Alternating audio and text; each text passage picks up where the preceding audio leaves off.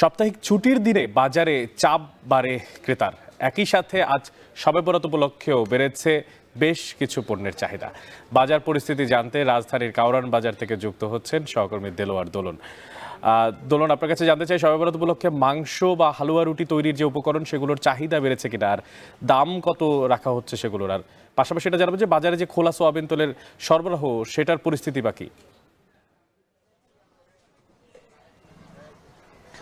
অনেক আপনি যেমনটা জানতে চেয়েছেন যে সয়াবিন তেল নিয়ে যে সংকট তৈরি হয়েছে দীর্ঘদিন ধরে, সেটি এখনো রয়েছে। বিশেষ করে দোকানিরা আমাদেরকে বলছেন যে তারা চাহিদার বিপরীতে ডিলার কিংবা সরবরাহ করে যারা, তারা তাদেরকে পর্যাপ্ত তেল দিতে পারছেন না।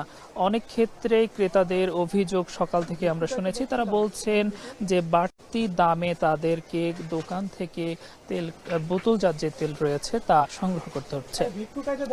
একই সঙ্গে যে শবে বরাত কিংবা রমজান ঘিরে ক্রেতা সাধারণের মধ্যে কিন্তু বাজারে আসছেন, তাদের প্রয়োজনীয় যে সকল জিনিসগুলো রয়েছে তারা সংগ্রহ করছেন। এর মধ্যে আমরা দেখেছি যে মশলা জাতীয় যে সকল পণ্যগুলো রয়েছে সেগুলোর দাম কিছুটা বেড়েছে।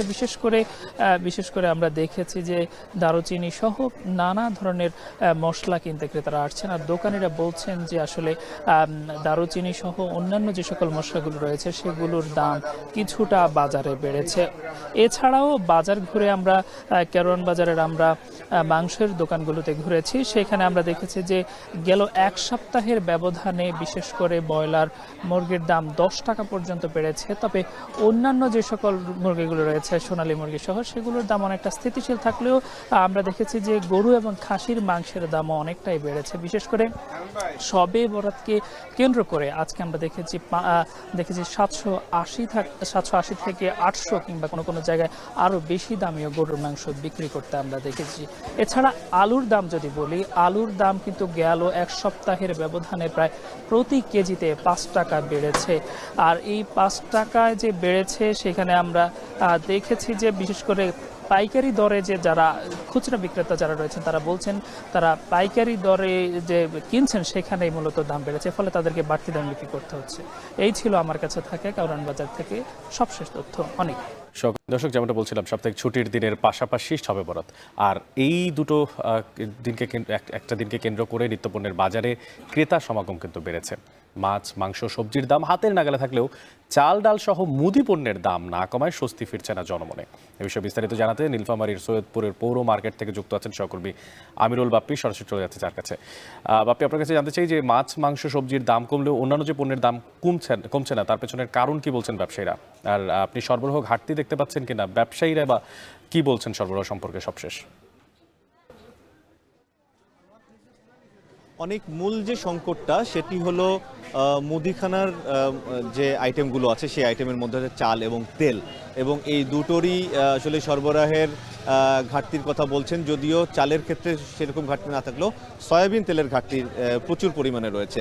বোতলজাত তেল প্রায় মিলছে না বললেই চলে, একটা দুটা কোম্পানির তেল হয়তো পাওয়া যাচ্ছে বাজারে, এবং এই 1 লিটারের যে বোতলগুলো সেগুলো দোকানে প্রায় নেই বললেই চলে।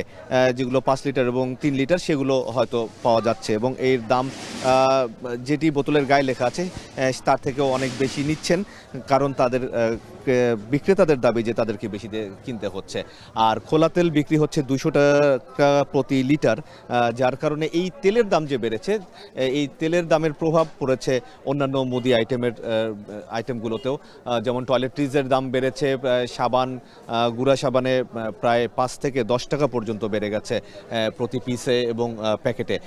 এছাড়া আমরা দেখেছি যে চিনির দাম এখনও কমেনি। চাল সবথেকে নিম্নমানের যে চালটি সেটিরও দাম 60 টাকা কেজি, এবং যেটি মোটামুটি মানের চাল সেগুলো বিক্রি হচ্ছে 80 থেকে 85 টাকা পর্যন্ত।